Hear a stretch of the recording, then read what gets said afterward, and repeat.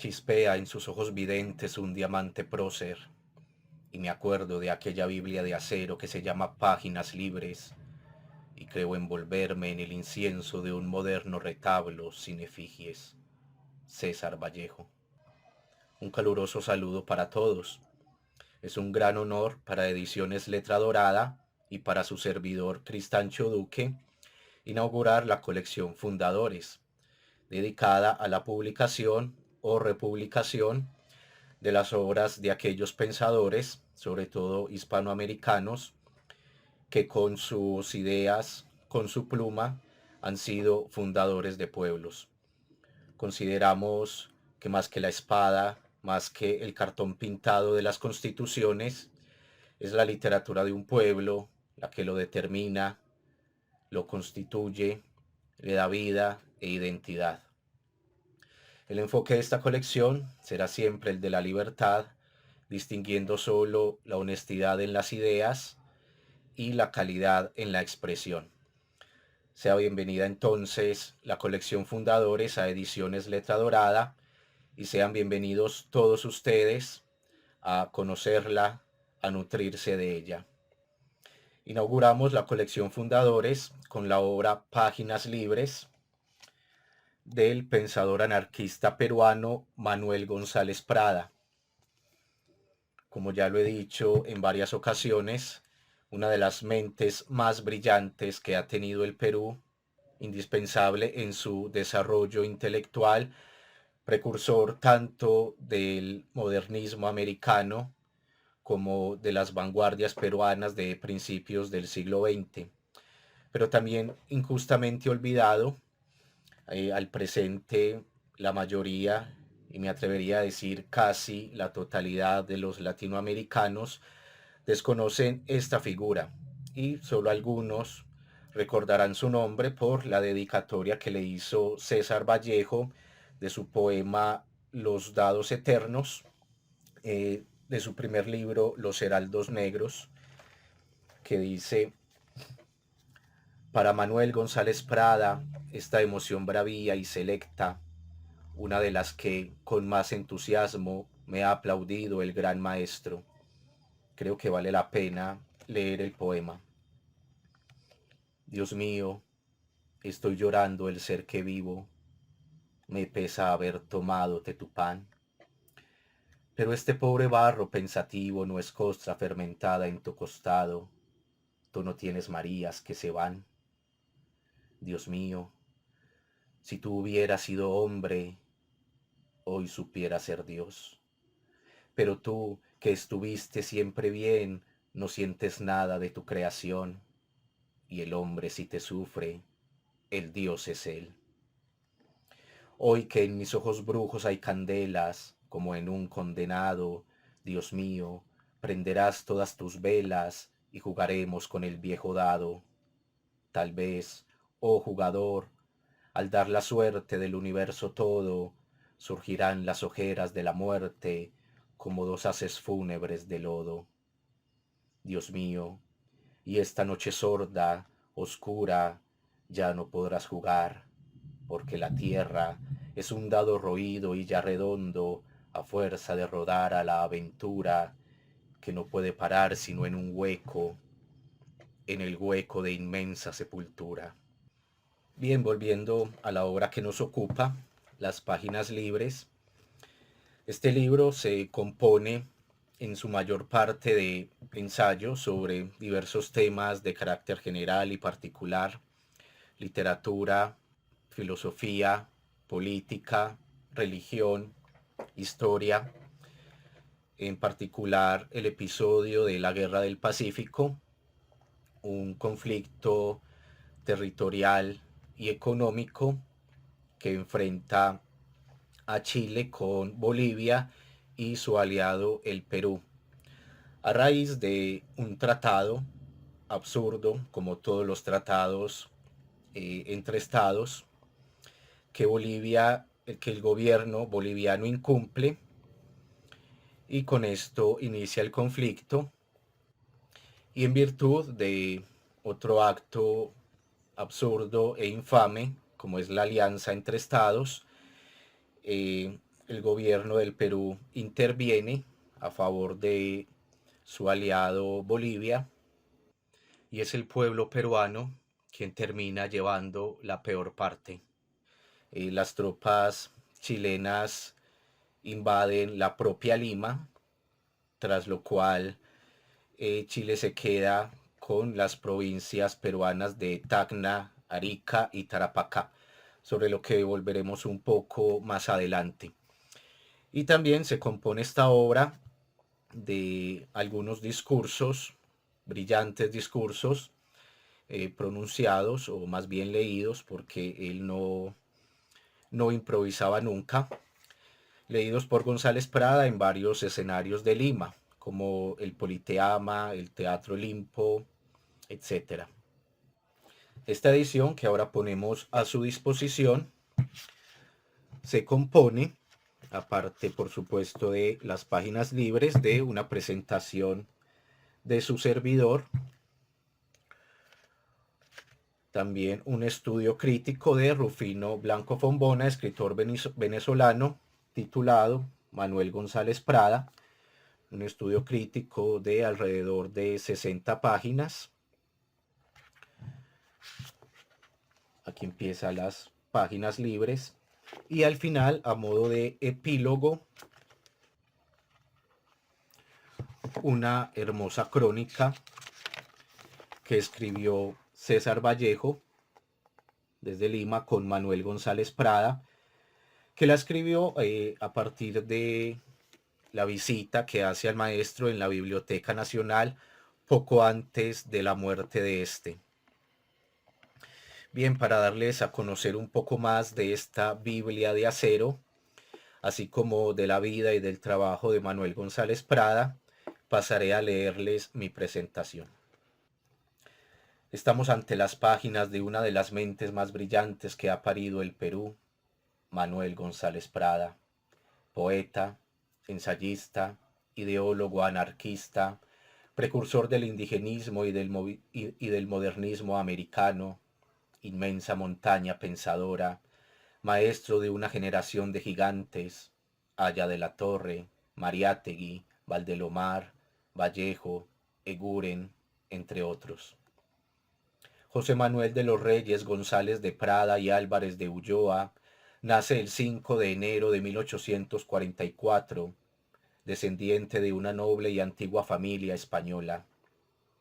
Su abuelo paterno, José González de Prada y Falcón, llegado a Buenos Aires como funcionario civil en 1809 y trasladado al Perú en 1810, participó en las represiones de la Revolución de Cochabamba de 1810 en el Alto Perú y de la Rebelión de Huánuco en 1812.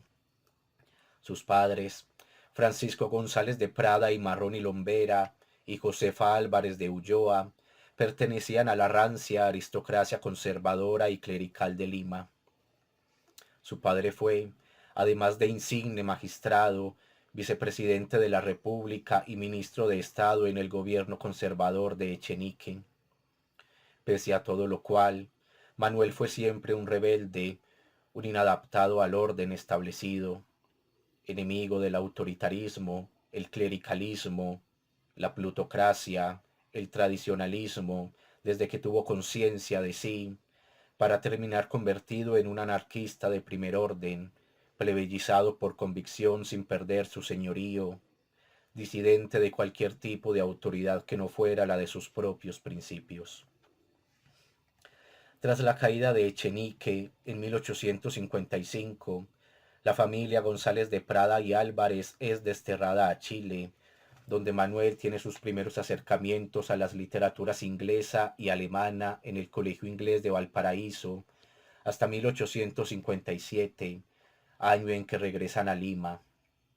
Harto de clérigos y latinajos, Manuel escapa del seminario de Santo Toribio en 1860 y en 1863, muerto ya su padre, del convictorio de San Carlos. Desde entonces, Manuel González Prada sería un incansable autodidacta de esos hombres que se hacen a sí mismos. Su lucha contra la vieja tradición española y, cabe decirse, contra la propia España, se remonta a 1866, año en que participa en la defensa del Callao contra la expedición científica que había bombardeado ya el puerto chileno de Valparaíso y apoderádose de las islas de Chincha. Entre 1871 y 1879 vivió prácticamente aislado de la sociedad, lejos del bullicio de la afeminada Lima, entregado a la lectura, al estudio, a algunos experimentos químicos y a escribir versos en la hacienda familiar en Mala. Este tiempo le serviría también para entrar en contacto con los indios de la región y conocer el estado en el que vivían, al tiempo que se aquilataba y afirmaba su genio, su voluntad se endurecía y disciplinaba para las luchas futuras, como nos dice Carlos García Prada en la introducción a la antología poética publicada por la editorial Cultura en 1940.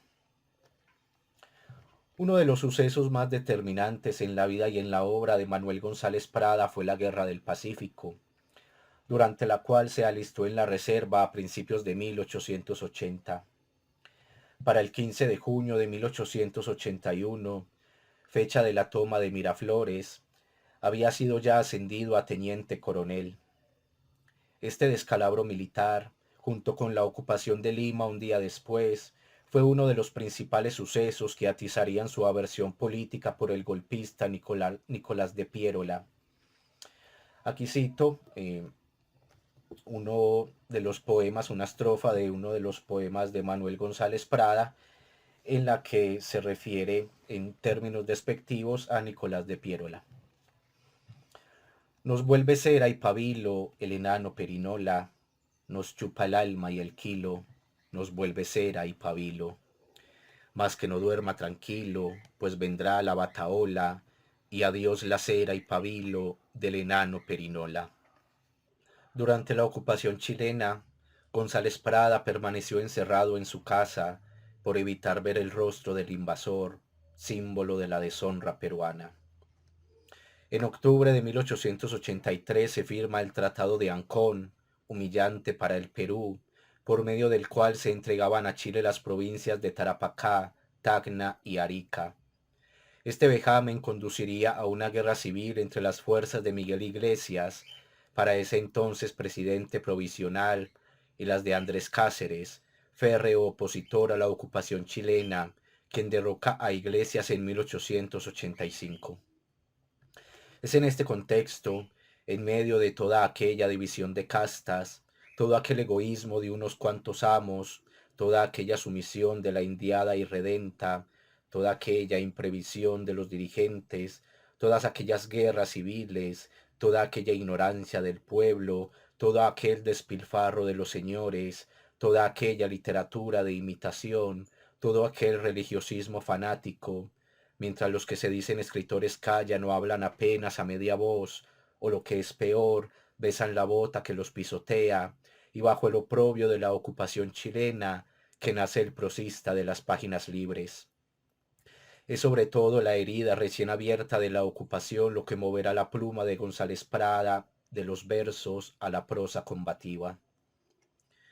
Brillante incursión la suya en esta prosa de largo aliento y bien acompasada, de frases duras y frías como la hoja de una espada, sobria y ágil, serena y a la vez movida por imágenes que como olas hacen saltar el espíritu y el corazón del lector, clásica mas no clasicista, del tipo de lo clásico de siempre, que no pasa de moda porque nunca se rebaja a hacerlo, con la dosis justa de retórica que daba fuerza a su discurso sin disfrazarlo, sin profanar jamás su hermosa y a menudo amarga desnudez. Fiel heredero de la tradición grecorromana, su mármol no es el de Paros ni el de Carrara, sino el del siglo, el de su propio tiempo, que se le ofrecía con la naturalidad con que se ofrece una mujer que sabe amar. Por diferenciarse de sus contemporáneos, se le llamó el menos peruano de nuestros escritores. Esto quería decir en realidad que era el menos español, pues lo peruano en literatura apenas empezaba a vislumbrarse con la obra de este coloso que vociferaba como un viejo profeta contra lo viejo. Es en 1885 que inicia la carrera de prosista de González Prada con su apología a Miguel Grau, aguerrido comandante de la Marina en la Guerra del Pacífico, que abre la segunda parte de esta obra. En 1886 se para en la tribuna del Ateneo de Lima para pronunciar una conferencia plena de un vigor hasta entonces inédito en la joven república. Esta irrupción de Prada en el ámbito nacional es la detonación que un país como el Perú de entonces, mustio y atolondrado por los golpes, requería para salir de su letargo, recobrar la fuerza en el músculo, la fe en el porvenir y lanzarse a la construcción de su propio proyecto. Si los hombres de genio son cordilleras nevadas, los imitadores no pasan de riachuelos alimentados con el deshielo de la cumbre. Con esta genial sentencia inicia la conferencia en el Ateneo de Lima. Es un ataque a la imitación literaria que profesan los autores peruanos, un llamado a crear una literatura propia, a dejar de imitar a los autores españoles del pasado. Cito: los literatos de América y del siglo XIX seamos americanos y del siglo XIX. Se refiere sobre todo a la imitación desmesurada de las rimas beckerianas de dos cuartetas asonantadas y de la prosa de Severo Catalina y de José Selgas. Esta preocupación suya por una literatura original y propia está, por supuesto, encaminada a la creación de una identidad nacional, al surgimiento y consolidación de una patria, pues era consciente de la íntima relación entre las serenatas al virreinato en literatura y el dominio de la casta feudal en economía y política, citando a Mariátegui. Así exclamaba: volvamos los ojos a los autores castellanos, estudiemos sus obras maestras, enriquezcamos su armoniosa lengua, pero recordemos constantemente que la dependencia intelectual de España significaría para nosotros la indefinida prolongación de la niñez. Hace pensar en aquella sentencia de Vallejo: la autoctonía no consiste en decir que se es autóctono, sino en serlo efectivamente, aunque no se diga, cuando proclama: y no tomemos por americanismo la prolija enumeración de nuestra fauna y de nuestra flora, o la minuciosa pintura de nuestros fenómenos meteorológicos, el lenguaje saturado de provincialismos ociosos y rebuscados. ¿Qué habría pensado este viejo león de haber tenido que sufrir el indigenismo indigesto de ciertos vanguardistas peruanos de finales de la tercera e inicios de la cuarta década del siglo XX? Al iniciar la lectura de estas páginas libres, de inmediato se nos revela la idiosincrasia positivista de su autor, como era natural en el siglo XIX, en que la ciencia, la razón y el progreso fueron los mitos del siglo, citando de nuevo a Mariátegui.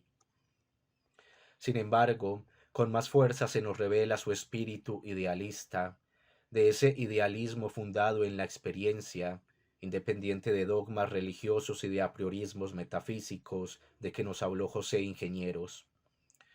En ese idealismo ponía González Prada el optimismo que no le inspiraba la realidad inmediata, y era ese idealismo el que no lo dejaba caer, aunque a veces parezca lo contrario, en el cientificismo que no hace sino reemplazar una religión por otra, como ocurre hoy cuando la juventud de vanguardia parece no darse cuenta o no querer darse cuenta de los estragos que el culto a la razón provocó en el siglo XX, por no mencionar el terror del XVIII, ni de los que está causando el culto al progreso en el siglo XXI, con sus hogueras inquisitoriales y la autoridad de que le inviste una ciencia de caricatura que ya no enseña a dudar de sí misma.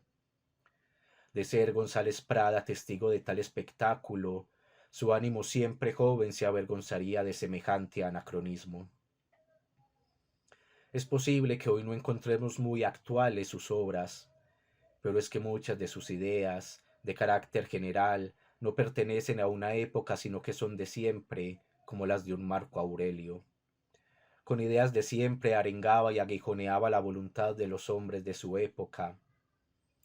En general carece de ideas nuevas y se dedica a repetir verdades inmortales en la lengua de su tiempo y aplicadas a la situación de su país, y es quizá por eso que perdura en el espíritu de sus lectores.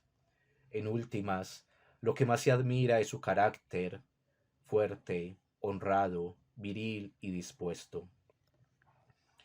En el discurso en el Palacio de la Exposición, González Prada asume la presidencia del Círculo Literario, fundado en 1885 bajo la égida de Luis Márquez, quien moriría en 1888.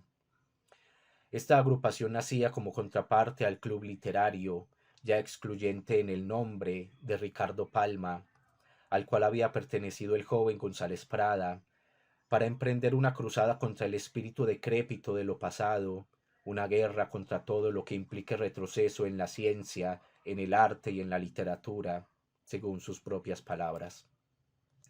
En mayo de 1891, el Círculo Literario se convierte en el partido político radical conocido como la Unión Nacional, de tendencia federalista y antimilitarista.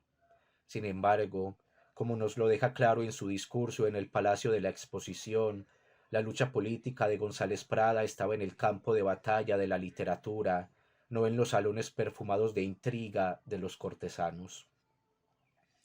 Mariátegui nos recordaba varios años después que González Prada no legó un programa a la generación que debía venir después. Aquí viene un pie de página que creo oportuno leer. ¿Acaso Mariátegui, a pesar de la admiración que sentía por él, no le perdonara a Prada su individualismo, el haberse decantado por el anarquismo en lugar del marxismo? En el mismo texto dice: su espíritu individualista, anárquico, solitario, no era adecuado para la dirección de una vasta obra colectiva. Y más adelante: fracasado el Partido Radical, dio su adhesión al lejano y abstracto utopismo de Kropotkin, y en la polémica entre marxistas y bakuninistas se pronunció por los segundos. Su temperamento reaccionaba en este como en todos sus conflictos con la realidad, conforme a su sensibilidad literaria y aristocrática. Continúo. Mas hay que recordar también que sin su voz potente y diagnóstica, aunque no prescribiera, una generación como la de aquel habría tardado varias décadas más en aparecer. Hombre de fuertes contrastes, que prefería, al contrario que su Renan, a la duda, la afirmación o la negación rotundas, que no temía usar de categorías tan perentorias como bueno y malo, bondad y maldad.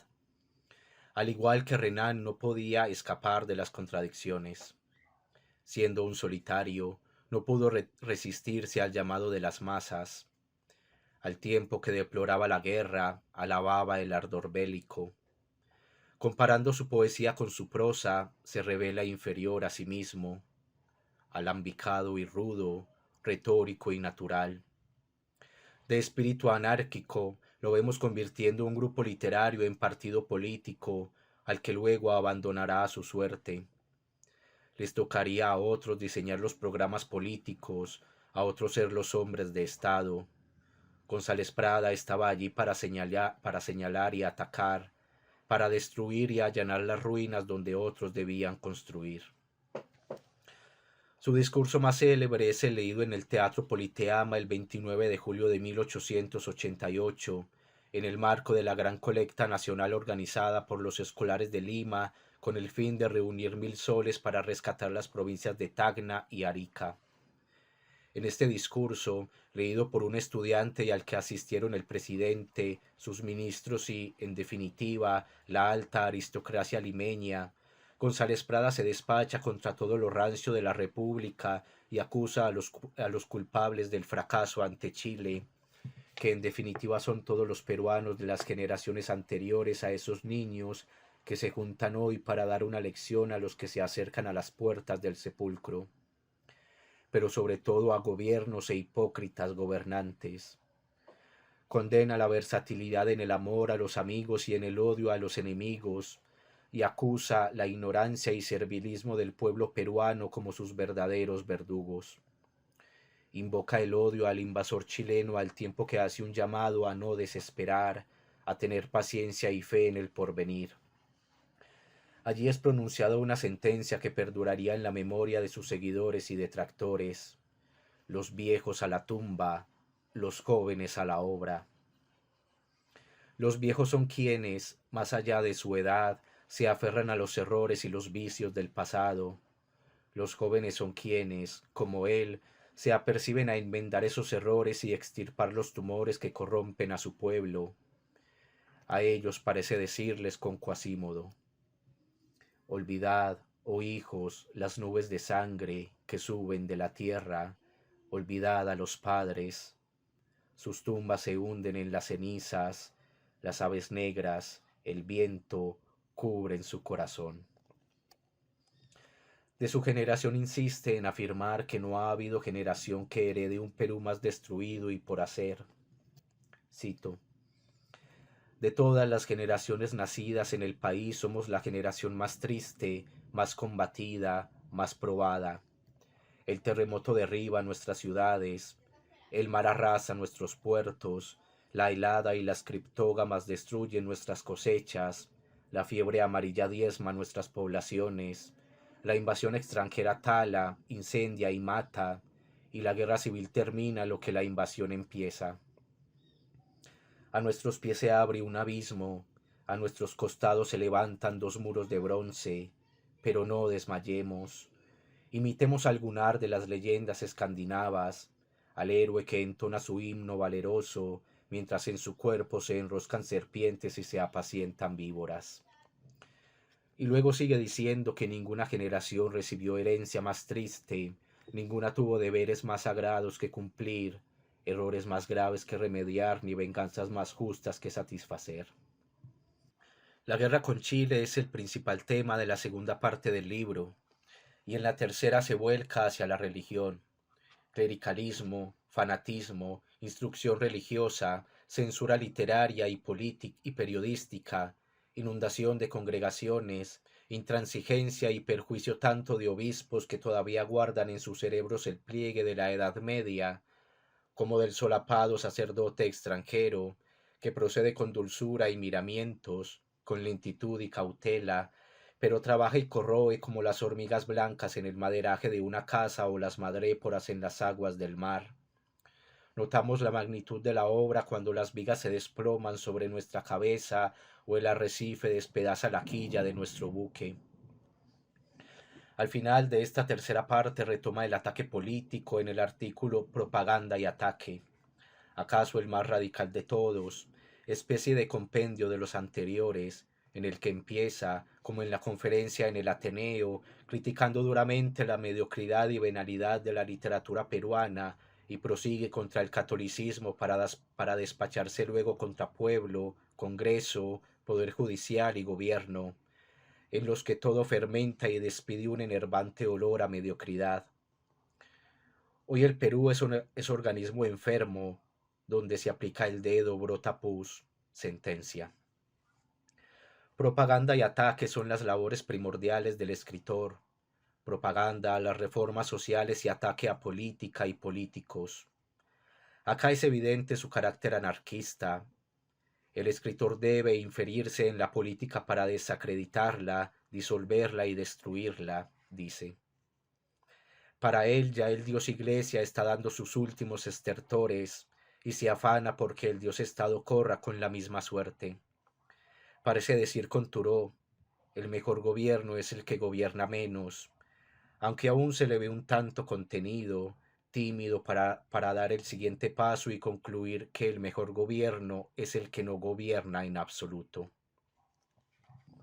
Ya en la cuarta parte se ocupa de la crítica literaria.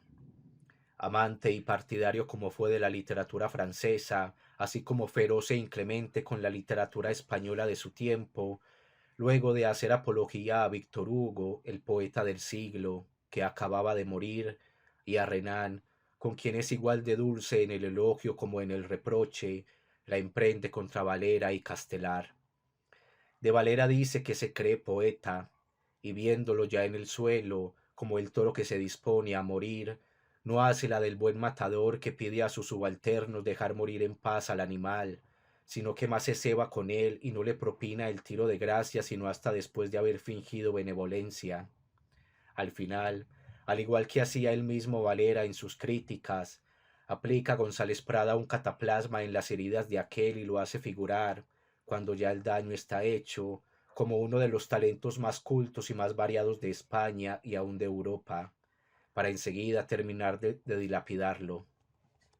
A Castelar lo llama ilustre calamidad, inmaduro, superficial y discordante en las ideas.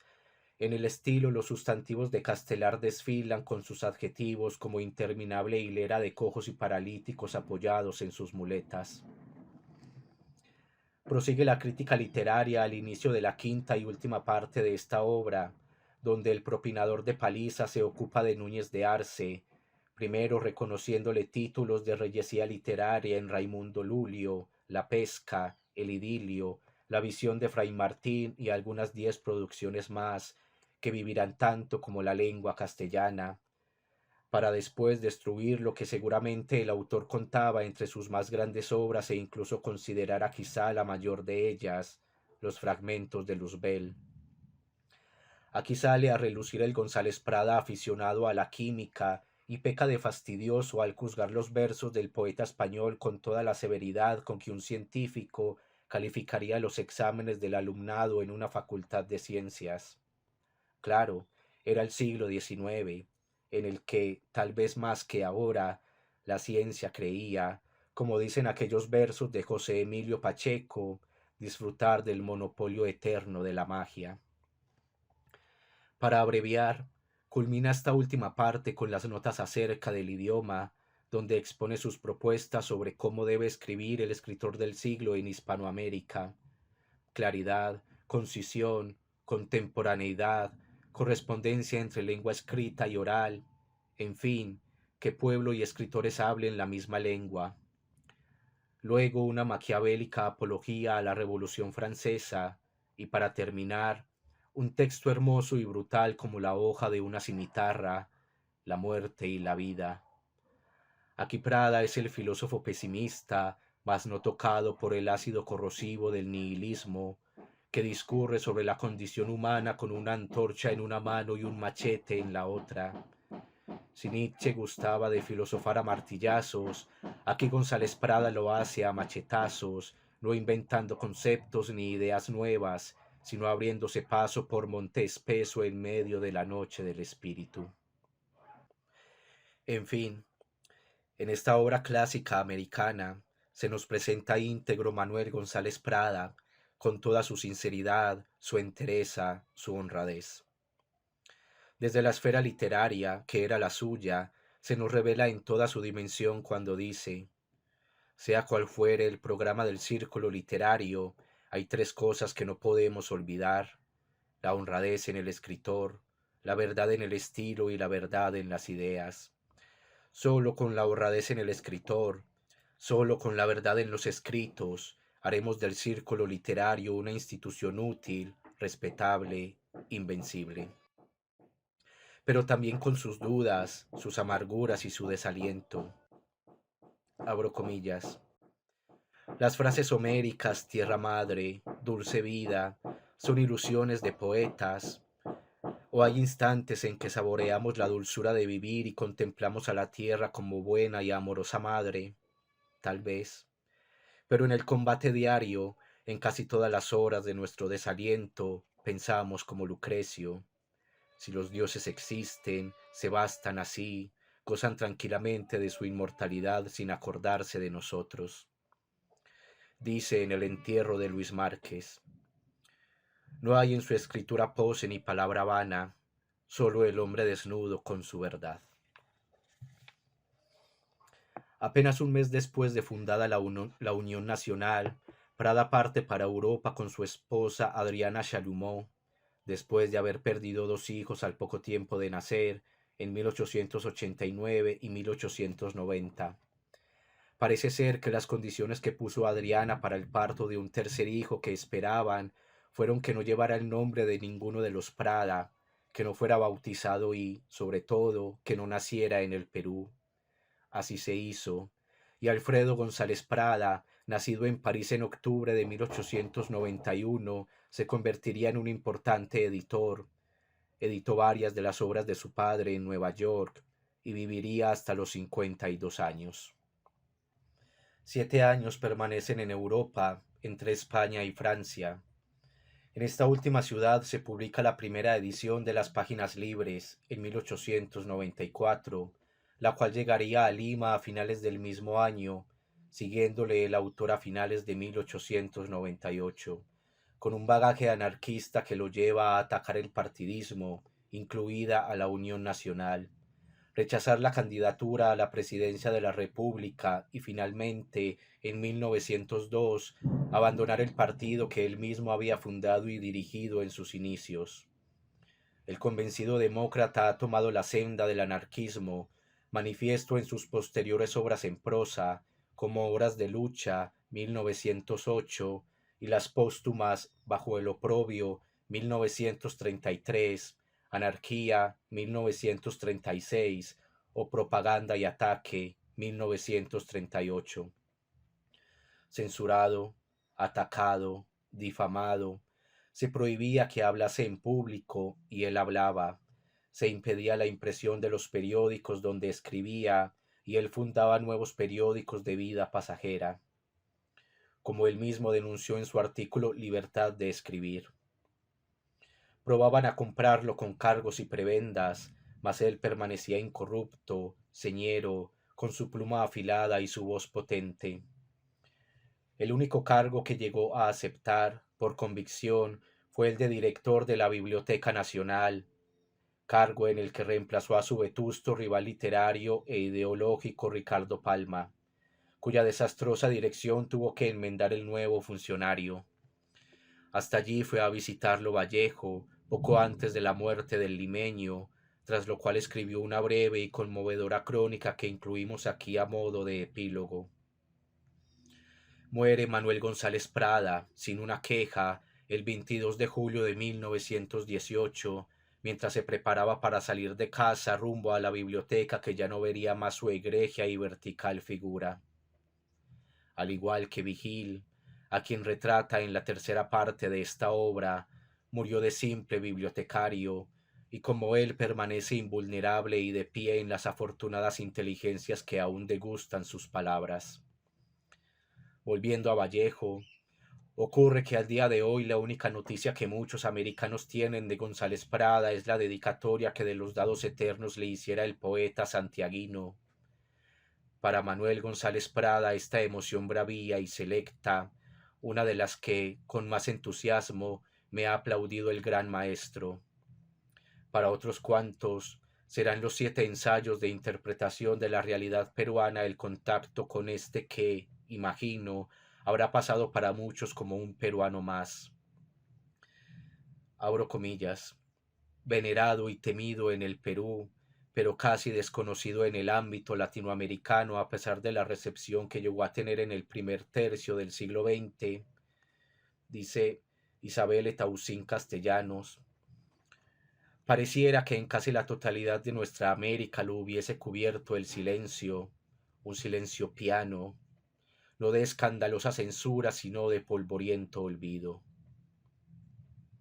A intentar poner remedio a esta torpeza se orienta esta nueva edición de las Páginas Libres, que inaugura nuestra colección Fundadores, repitiendo: día vendrá en que la América lo señale como a uno de sus más genuinos guías y normas de su fe, fe que será futuro a fuerza de inspirarse en lo pasado. Pasaré ahora a leerles algunos de los textos que componen las Páginas Libres. Empezaré con la primera parte de la conferencia en el Ateneo de Lima, que es realmente memorable. Señores, si los hombres de genio son cordilleras nevadas, los imitadores no pasan de riachuelos alimentados con el deshielo de la cumbre. Pero no solo hay el genio que inventa y el ingenio que rejuvenece y explota lo inventado. Abunda la mediocridad que remeda o copia. Cuánta mala epopeya originaron la Ilíada y la Odisea. Cuánta mala tragedia las obras de Sófocles y Eurípides. Cuánta mala canción las odas de Píndaro y Horacio. Cuánta mala égloga las pastorales de Teócrito y Virgilio. Todo lo bueno, todo lo grande, todo lo bello fue maleado, empequeñecido y afeado por imitadores incipientes. Siglos de siglos persistió la monomanía de componer variaciones sobre el tema grecolatino, y hubo en la literatura una Roma falsificada y una Grecia doblemente hechiza, porque todos miraban a los griegos con el cristal romano. Muchos quisieron seguir fielmente las huellas de latinos y helenos, como si tras del hombre sano y fuerte pudiera caminar el cojo que vacila en sus muletas o el hemipléjico que se enreda en sus mismos pies. La imitación, que sirve para ejercitarse en lo manual o técnico de las artes, no debe considerarse como el arte mismo ni como su primordial objeto. Imitar equivale a moverse y fatigarse en el vagón de un ferrocarril. Nos imaginamos realizar mucho y no hacemos más que seguir el impulso del motor.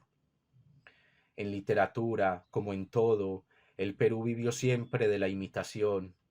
Ayer imitamos a Quintana, Espronceda, Zorrilla, Campoamor, Trueba, y hoy continuamos la serie de imitaciones con Heine y Becker en el verso, con Catalina y Selgas en la prosa. Como Becker escribió composiciones poéticas de cortísimo aliento y Selgas artículos no muy largos en frases diminutas y algo bíblicas, va cundiendo en el Perú el gusto por las rimas de dos cuartetas asonantadas y la afición al articulillo erizado de antítesis, Conchetti y Kallenbach. Quiere decir, entramos en plena literatura frívola. Continuamos con la primera parte del texto, Instrucción Católica. Cojamos un plano de Lima, señalemos con líneas rojas los edificios ocupados por congregaciones religiosas, como los médicos marcan en el mapamundi los lugares invadidos por una epidemia, y veremos que nos amenaza la irresistible inundación clerical. Padres de los Sagrados Corazones, redentoristas, salesianos, jesuitas y descalzos, todos fundan o se preparan a fundar escuelas. Hasta nuestros viejos y moribundos conventos pugnan por rejuvenecerse y revivir para constituirse en corporaciones docentes. De la capital, las congregaciones irradian a toda la República, reinan en Arequipa, dominan en Cajamarca, invaden Huánuco, amenazan Puno y terminarán por adueñarse de las últimas rancherías o pagos. Todo con tolerancia de congresos, anuencia de gobiernos y beneplácito de municipalidades y beneficencias. Nuestros obispos, que todavía guardan en sus cerebros el pliegue de la Edad Media, no estiman el mérito de la propaganda tolerante y se hacen odiosos con la intransigencia del sectario, mientras el sacerdote extranjero, que viene amaestrado con la experiencia de pueblos más cultos y obedece a la consigna de corporaciones bien organizadas, procede con dulzura y miramientos, con lentitud y cautela. Avanza 2 pasos y retrocede 1, evita discordias, no ataca de frente, y jamás se impacienta porque confía en el auxilio del tiempo, patiens quia aeterna. Todos los sacerdotes extranjeros van al mismo fin y se valen de iguales medios, desde el visitador dominico hasta el delegado apostólico, desde el azucarado padre francés que representa la metamorfosis masculina de Pompadour, hasta el grotesco fraile catalán que personifica la evolución mística del torero. Trabajan como las hormigas blancas en el maderaje de una casa o las madréporas en las aguas del mar. Notamos la magnitud de la obra cuando las vigas se desploman sobre nuestra cabeza o el arrecife despedaza la quilla de nuestro buque. Repitiendo con Leibniz que el dueño de la educación es dueño del mundo, quieren apoderarse del niño y han empezado por casi monopolizar en Lima la educación de las mujeres pertenecientes a las clases acomodadas. Los colegios dirigidos por institutoras laicas viven difícil y precariamente, porque las madres de familia prefieren educar a sus hijas en el Sagrado Corazón, los Sagrados Corazones o el Buen Pastor. Aun cuando las directoras de esos planteles renombrados hagan de las niñas todo lo que se quiera, reinas o cortesanas, menos buenas esposas y buenas madres. Con efecto, La moralidad de las monjas se reduce al cultivo de la vanidad, la religión a la inconsciente práctica de ceremonias supersticiosas, la ciencia a nada o cosa que vale tanto como la moral y la religión. Una señorita con diploma de tercer grado sabe de geografía lo suficiente para ignorar si a Calcuta se va por mar o por tierra, y conoce de idiomas lo indispensable para chapurrar un francés de Gascogne o balbucir un inglés del Canadá. Las más aprovechadas en bellas artes arrancan del piano musiquitas con sonsonete de Mirlitón, o pintan, solo durante su permanencia en el colegio, cuadros en que refunden las estampas de Epinal y las vírgenes quiteñas. En cambio, todas las jóvenes educadas por monjas salen eximias bordadoras en esterlín, bordan zapatillas para el papá que no las usa, relojeras para el hermano que no tiene reloj. Hay más. Todos esos colegios, fundados o capa de instruir a las mujeres, no persiguen más objetivo que la difusión del fanatismo. Agentes de corporaciones masculinas, radicadas en París o Roma, todas las congregaciones femeninas a estilo del Buen Pastor, los Sagrados Corazones o el Sagrado Corazón, hacen el papel de ruedas movidas por conexiones ya visibles, ya subterráneas. ¿Qué significan los directores espirituales, los capellanes, los visitadores? El clero no aparece muchas veces, pero se deja sentir siempre.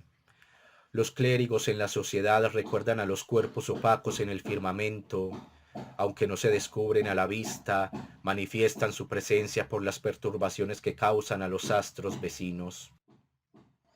Hay aún más. Las monjas no reparan en medio alguno para satisfacer su voracidad de adquirir dinero, padecen el mal del oro y hasta presentan síntomas de cleptomanía. Como no las anima el lucro individual, como no atesoran para sí, la impudencia en la rapacidad admite causas atenuantes, parodian a San Martín, porque no teniendo manto propio, sustraen el ajeno para dividirlo no siempre con el necesitado. Así, no solo cobran una pensión exorbitante, no solo la recargan con los llamados cursos de adorno, no solo aumentan fabulosamente el ramo de los extraordinarios, no solo presentan inconcebibles suscripciones para interminables obras pías, no solo especulan con libros, útiles de escritura y dibujo, artículos de pasamanería, baratijas de iglesia, sino llevan la parsimonia hasta implantar el régimen de nutrición homeopática.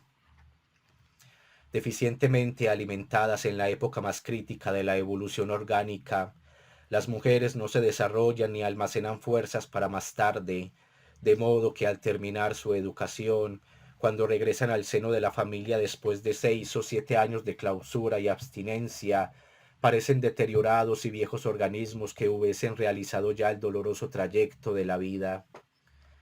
Tales mujeres, que pueden concebir al ser madres, una prole anémica, raquítica, destinada a consumir como artículos de primera necesidad el hierro y el aceite de bacalao.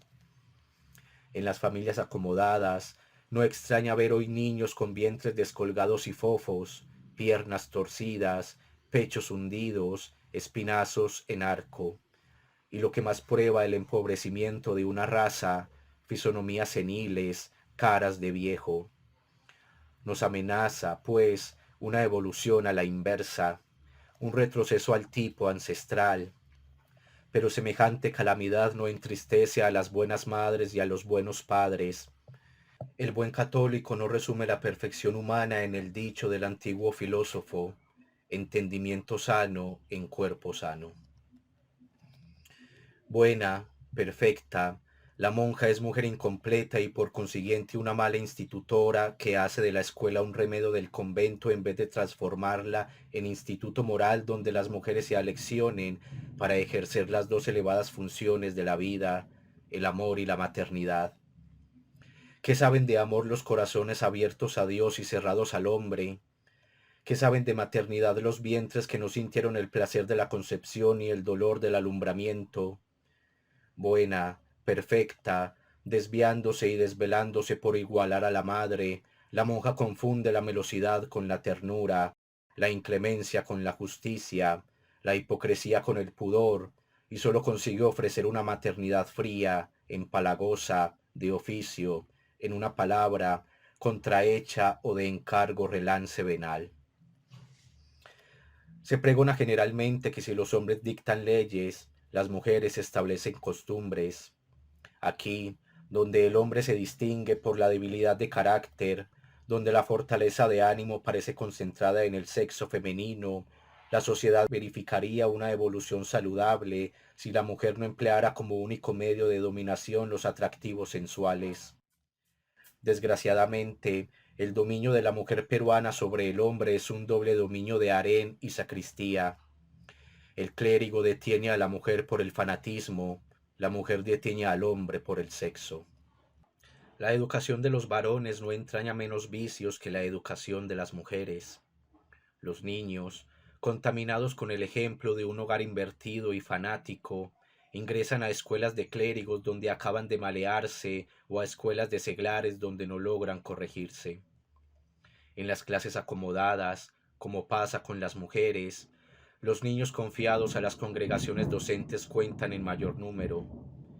El hombre de nuestro pueblo no averigua si la escuela primaria se llama libre o nacional, si la regentan clérigos o seglares, contentándose con aprovechar de la instrucción gratuita, venga de donde viniere. Pero nuestro semiburgués y nuestro pseudoaristócrata, sea por convicciones, moda, espíritu de imitación o vanidad, prefieren casi siempre la escuela del clérigo, señaladamente la del jesuita, que pasa en Lima por centro aristocrático. Un diputado, un prefecto, un general, un ministro, un vocal de la corte, en fin, cualquiera de esos mulatos o cuarterones enriquecidos en el dolo y la concusión, o encumbrados por el favor y la intriga, no se resigna fácilmente a que en la escuela municipal y gratuita se rocen sus hijos con los hijos del artesano y del jornalero. Hasta los individuos que blasonan de incredulidad ceden a las influencias de familia y confían sus hijos a los clérigos, imaginándose que el hombre maduro se despoja fácilmente de los errores adquiridos en la infancia. Cierto, los estragos de una mala educación primaria se remedian con una buena instrucción media y superior, mas ¿quién las da en el Perú? Aquí no se educa y apenas se instruye. Al peruano que termina su instrucción le quedan dos trabajos si quiere vivir intelectualmente con su siglo: olvidar lo aprendido y aprender de nuevo. Hay que ser autopedagogo. ¿Qué sucede con la instrucción oficial? Como no funcionan escuelas normales, los directores de liceos brotan por generación espontánea o se forman por decreto nominativo del gobierno. Como los profesores no pueden atenerse a un sueldo inseguro, mezquino y deficiente, el profesorado, en lugar de ser ocupación exclusiva o carrera pública, se convierte señaladamente en las universidades en cargo suplementario, auxiliar o de lujo. ¿Qué pasa con la instrucción independiente? Universidades libres no existen, liceos o gimnasios de igual clase luchan desesperadamente para no ceder a la competencia de los clérigos. Poseemos maestros hábiles, ilustrados y de tanta elevación moral que llevan el desinterés hasta el sacrificio. Pero esos buenos obreros laboran silenciosa y oscuramente como la savia en el interior del árbol. Se recata el mérito, se impone el reclam, se eclipsa el pedagogo y brilla el pedante. Hay hombres que optan por el magisterio como elegirían un trabajo manuable, que fundan un liceo como establecerían una agencia de domésticos, y que de la noche a la mañana se consagran pedagogos como Don Quijote se armó caballero. Pertenecientes a las universidades o a los liceos, rentados por la nación o fomentados por las familias, los preceptores siguen la rutina, una enseñanza puramente científica y sin oxidaciones teológicas no se concibe ni se admitiría. Así, negada la iniciativa personal y ahogado todo estímulo, abundan cátedras en que las lecciones se reducen a desgreñadas disertaciones con ergos y distingos, cuando no a la simple comunicación de copias extractadas de libros anejos y recalcitrantes. En resumen, Si la enseñanza oficial es casi siempre una inoculación morbosa, la enseñanza libre suele degenerar en industria ilícita o comercio con fraudes y contrabando. Entretanto, ¿quién remedia el mal? El pomposamente llamado Consejo Superior de Instrucción Pública, triste remedio del Conseil Supérieur de l'Instruction Publique, es un cónclave de legos, una camarilla dominada por astucia y charlatanería. Los ministros de instrucción, más preocupados de políticas que de cuestiones sociales, pasan y pasan como nubes secas sin dejar un solo buen recuerdo. Los congresos tienen labor de sobra con aprobar contratos, discutir proyectos que no paran en leyes y decretar presupuestos que nadie observa. Las municipalidades y beneficencias. El bello ideal de alcaldes municipales y directores de beneficencia se cifra en confiar todas las escuelas primarias a los hermanos cristianos. En el Consejo Provisional de Lima funciona desde tiempo inmemorial una inspección de instrucción. Pues bien, de todos los inspectores no brotó jamás la iniciativa para una sola reforma útil, y si hubiera brotado, no habría despertado el menor eco en el cerebro de los concejales.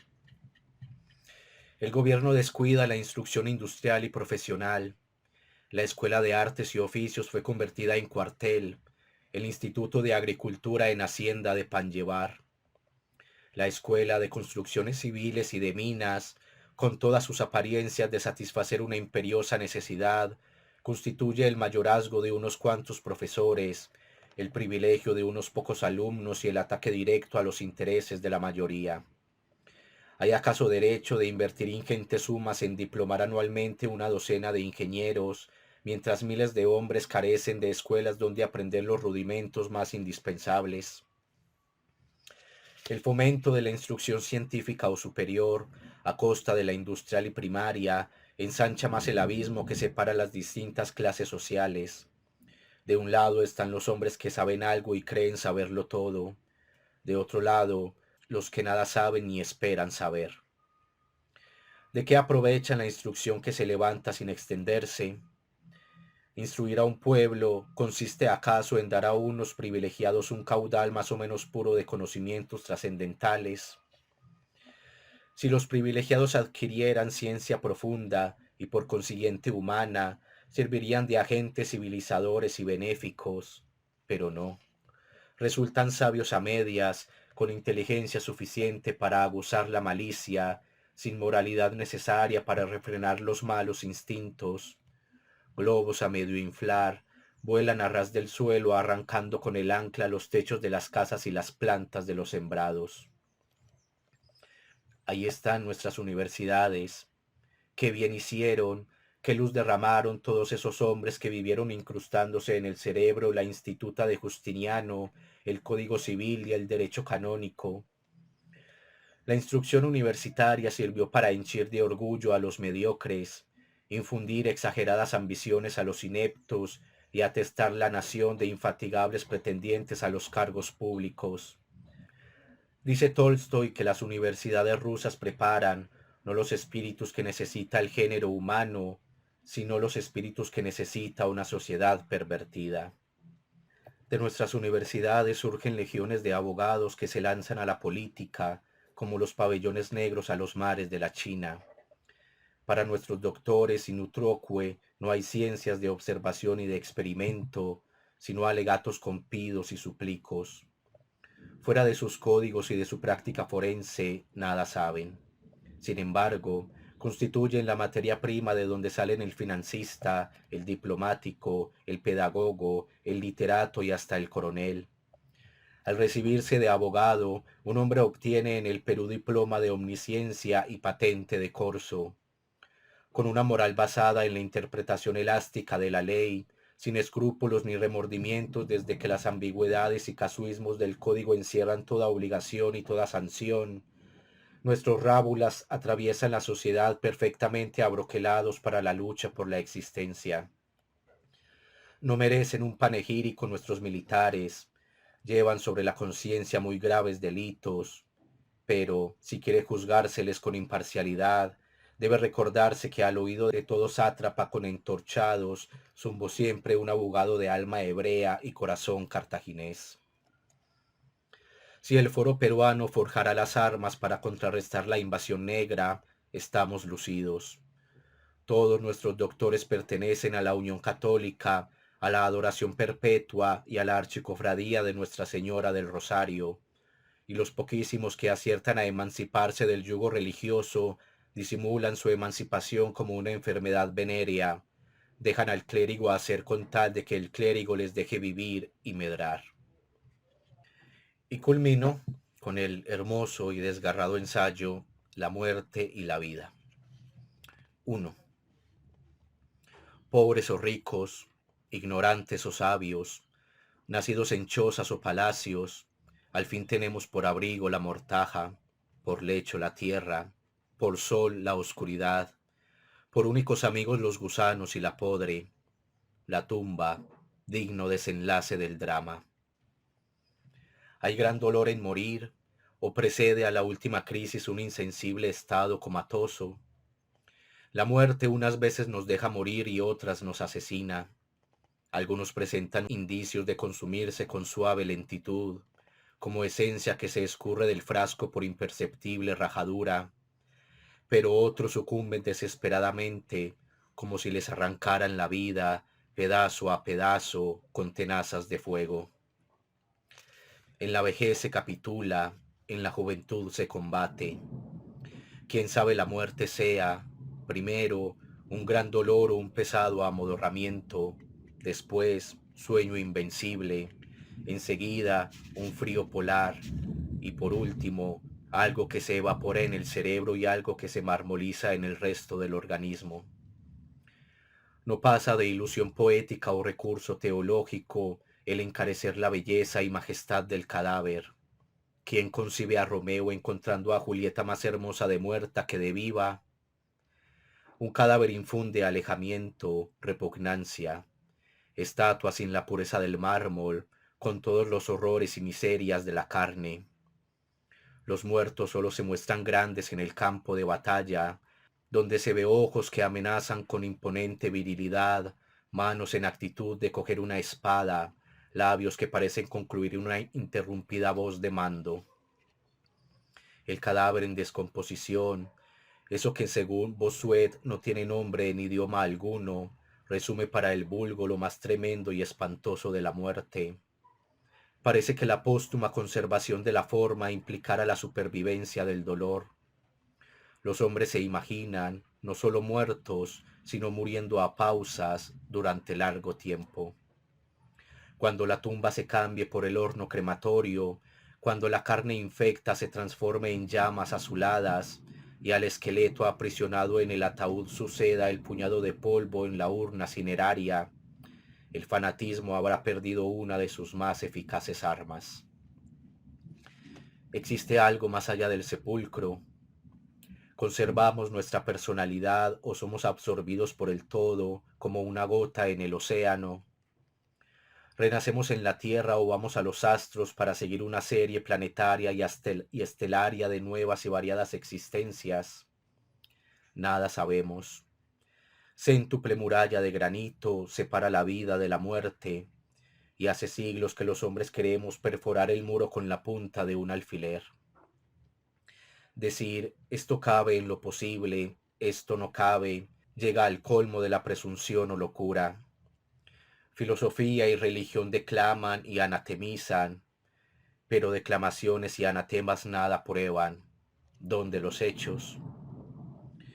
Entonces, ¿qué esperanza debemos alimentar al hundirnos en ese abismo que hacía temblar a Turenne y horripilarse a Pascal? Ninguna, para no resultar engañados o gozar de la sorpresa si hay algo. La naturaleza, que sabe crear flores para ser comidas por gusanos y planetas para ser destruidos en una explosión, puede crear humanidades para ser anonadadas por la muerte. ¿A quién acogernos? A nadie. Desmenuzadas todas las creencias tradicionales, subsisten dos magnas cuestiones que todavía no han obtenido una prueba científica ni refutación lógica: la inmortalidad del alma y la existencia de un Dios distinto y personal, de un Dios ausente del universo, como decía Hegel. Hasta hoy, a que se reducen Dios y el alma a dos entidades hipotéticas, imaginadas para explicar el origen de las cosas y las funciones del cerebro. Si escapamos al naufragio de la tumba, nada nos autoriza para inferir que arribaremos a playas más hospitalarias que la tierra. Quizá no tengamos derecho de jactarnos con el estoico de poseer en la muerte un bien que el mundo entero no puede arrebatarnos, porque no sabemos si la puerta del sepulcro conduce al salón de un festín o a la caverna de unos bandoleros. Morir es un mal, decía Safo, porque de otro modo los dioses habrían muerto. ¿Acaso tuvo razón Aquiles cuando entre las sombras del Erebo respondió a Ulises con estas melancólicas palabras? No intentes consolarme de la muerte. Preferiría cultivar la tierra al servicio de un hombre pobre y sin recursos, a reinar entre todas las sombras de los que ya no existen. En el miedo a la muerte hay un simple ardid de la naturaleza para encadenarnos a la vida o un presentimiento de venideros infortunios.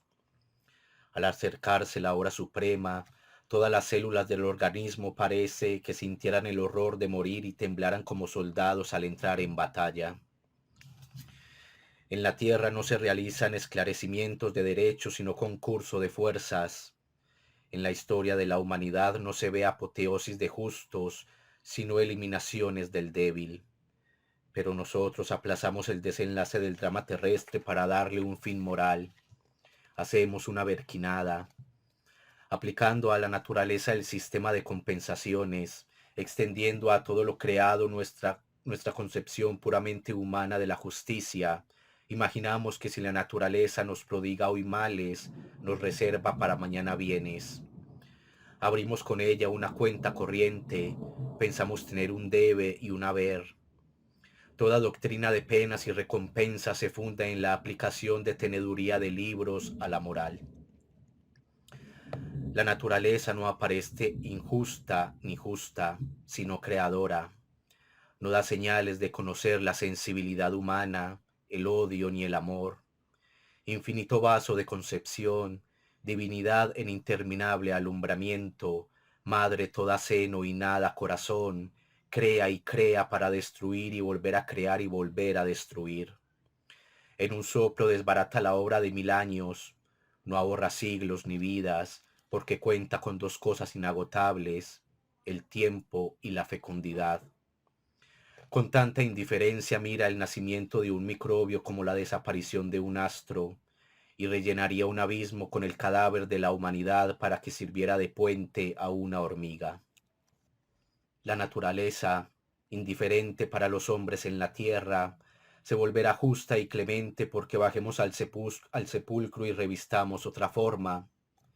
Vale tanto como figurarnos que un monarca dejará de ser sordo al clamor de la desgracia porque sus súbditos varíen de habitación o cambien de harapos. Vayamos donde vayamos, no saldremos del universo, no escaparemos a leyes inviolables y eternas. A Milana y a Terra considerar a qué parajes, a qué transformaciones puede conducirnos el torbellino de la vida. Nacer parece entrar en una danza macabra para nunca salir, caer en un vertiginoso torbellino para girar eternamente sin saber cómo ni por qué. Hay algo más desolado que nuestra suerte, más lúgubre que nuestra esclavitud. Nacemos sin que nos hayan consultado, morimos cuando no lo queremos, vamos tal vez donde no desearíamos ir. Años de años peregrinamos en un desierto, y el día que fijamos tienda y abrimos una cisterna y sembramos una palma y nos apercibimos a descansar, asoma la muerte. Queremos vivir, pues la muerte. Queremos morir, pues la vida. ¿Qué distancia media entre la piedra atraída al centro del globo y el hombre arrastrado por una fuerza invencible hacia un paraje desconocido? Porque no somos dueños ni de nosotros mismos. Cuando la cabeza gravita sobre nuestros hombros con el peso de una montaña, cuando el corazón se retuerce en nuestro pecho como tigre vencido pero no domesticado, cuando el último átomo de nuestro ser experimenta el odio y la náusea de la existencia, cuando nos mordemos la lengua para detener la explosión de una estúpida blasfemia, porque no tenemos poder de anonadarnos con un acto de la voluntad. ¿Acaso todos los hombres desean la inmortalidad? Para muchos, la nada se presenta como inmersión deliciosa en mar sin fondo, como desvanecimiento voluptuoso en atmósfera infinita, como sueños sin pesadillas en noches sin término. Mirabeau, moribundo, se regocijaba con la idea de anonadarse. ¿Acaso siempre resolvemos de igual modo el problema de la inmortalidad? Unas veces, hastiados de sentir y fatigados de pensar, nos desconsolamos con la perspectiva de una actividad eterna y envidiamos el ocio estéril de la nada.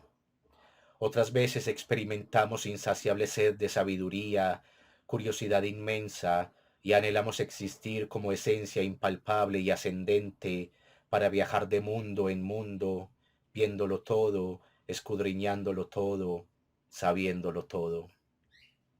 Otras veces deseamos yacer en una especie de nirvana y de cuando en cuando recuperar la conciencia por un solo instante para gozar la dicha de haber muerto. Pero a qué amilanarse, venga lo que viniere. El miedo, como las olfataras de Nápoles, puede asfixiar a los animales que llevan la frente ras con ras del suelo, no a los seres que levantan la cabeza unos palmos de la tierra. Cuando la muerte se aproxime, salgamos a su encuentro y muramos de pie como el emperador romano. Fijemos los ojos en el misterio, aunque veamos espectros amenazantes y furiosos. Extendamos las manos hacia lo desconocido, aunque sintamos la punta de 1000 puñales. Como dice Guyot, que nuestro último dolor sea nuestra última curiosidad. Hay modos y modos de morir. Unos salen de la vida como espantadizo reptil que se guarece en las rajaduras de una peña. Otros se van a lo tenebroso como águila que atraviesa un nubarrón cargado de tormentas. Hablando aquí sin preocupaciones gazmonias, es indigno de un hombre morir demandando el último puesto en el banquete de la eternidad, como el mendigo pide una migaja de pan a las puertas del señor feudal que siempre le vapuleó sin misericordia. Vale más aceptar la responsabilidad de sus acciones y lanzarse a lo desconocido, como sin papeles ni bandera, el pirata se arroja a las inmensidades del mar. Les agradezco mucho su atención. Si tienen alguna inquietud, pueden dejarla en los comentarios, ya sea en YouTube, Facebook, Instagram o en nuestra página web edicionesletradorada.com, donde también pueden adquirir el libro y recibirlo en sus domicilios. Próximamente estará disponible también en algunas librerías de Medellín y de Bogotá, como Exlibris, Gramata y Lernir. Y para nuestros lectores en el extranjero, lo podrán encontrar también próximamente en buscalibre.com. No olviden compartir esta presentación en sus redes sociales para enmendarle un poco la página al olvido y que estas páginas libres vuelvan a tener la relevancia que se merecen. Les mando un fuerte abrazo.